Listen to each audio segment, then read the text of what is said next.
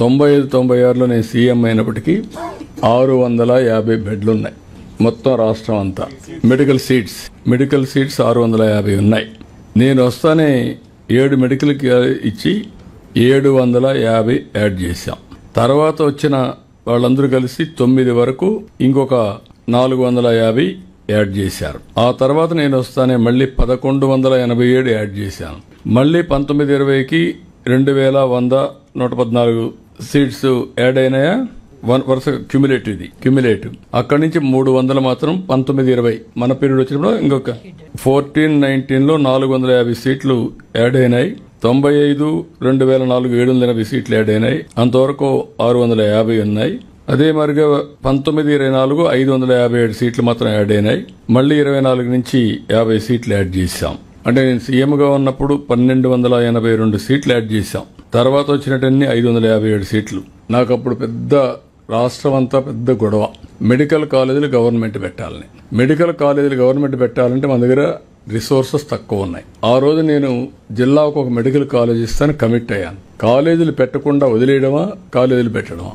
మొత్తం ఆంధ్రప్రదేశ్ అంతా కూడా ఫస్ట్ టైం డిస్ట్రిక్ట్ ఒక మెడికల్ కాలేజ్ పెట్టాం.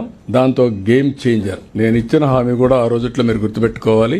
Every 1 kilometre elementary school, every 3 kilometres upper primary school, every 5 kilometre high school, every mandal junior college. అంతవరకు agency ఏరియాలో junior కాలేజీలు లేవు.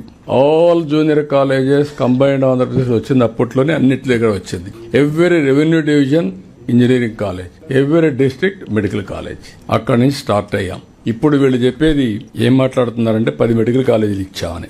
10 మెడికల్ కాలేజీలు ఇస్తే 4,955 కోట్లు ఖర్చు అవుతుంది. వీళ్ళు ఖర్చు పెట్టింది 31/3/2024కి 456 కోట్లు. ఇంకా కావాల్సింది 4,500 కోట్లు కావాలి. 5% ఖర్చు పెట్టారు. అన్ని హాస్పిటల్ ఖర్చు పెట్టి హాస్పిటల్ రాజశేఖర బొమ్మలు పెట్టారు సార్. ఖర్చు పెట్టి ఇవన్నీ కూడా అది అయిన తర్వాత మీరు చూస్తే నేను వచ్చిన తర్వాత 512 కోట్లు ఖర్చు పెట్టాం. ఇప్పుడు కూడా 3,987 కోట్లు, 4,000 కోట్లు కావాలి. రెండోది ఎవ్రీ ఇయర్ 1,500 కోట్లు కావాలి. 10 కాలేజీలకి 150 కోట్లు చొప్పున 1,500 కోట్లు కావాలి.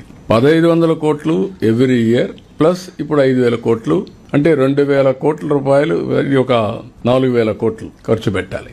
ఇవన్నీ ఖర్చు పెట్టిన తర్వాత వాట్ ఈస్ ది బెనిఫిట్ అని మీరు చూస్తే governor quota 50%, management quota 30%, 15% NRI quota. అది సెల్ఫ్ ఫైనాన్సింగ్ స్కీమ్. ఇప్పుడు కూడా ఇక్కడికి వచ్చినప్పుడు 50% convener quota, 15% government of India quota. 50% తగ్గలేదు. That is free. వాళ్ళు పెట్టినప్పుడు అదే ఉంది.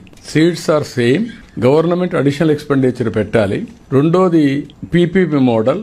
ఇప్పుడు every project PPP model over a period of time that project will belong to government. 20 years 30 years తర్వాత మళ్ళా వస్తుంది. రెండోది క్వాలిటీ ఆఫ్ ఎడ్యుకేషన్ బెటర్ గా ఉంటుంది. పేషెంట్స్ కూడా ఆల్ గవర్నమెంట్ హాస్పిటల్స్ లో ఏ ట్రీట్మెంట్ ఉందో అదే ట్రీట్మెంట్ ఇచ్చాం. ఇది ఇస్తే దీన్ని కావాలని రాజకీయం చేసే పరిస్థితి వస్తున్నారు. ఏదేమైనా రాజకీయాలు ఉంటాయి. రాజకీయాలు మేము ఫేస్ చేస్తాం. దాన్ని ఎగ్జిక్యూట్ చేసేది మీరు చేయాల్సిందిగా నేను కోరుతున్నా.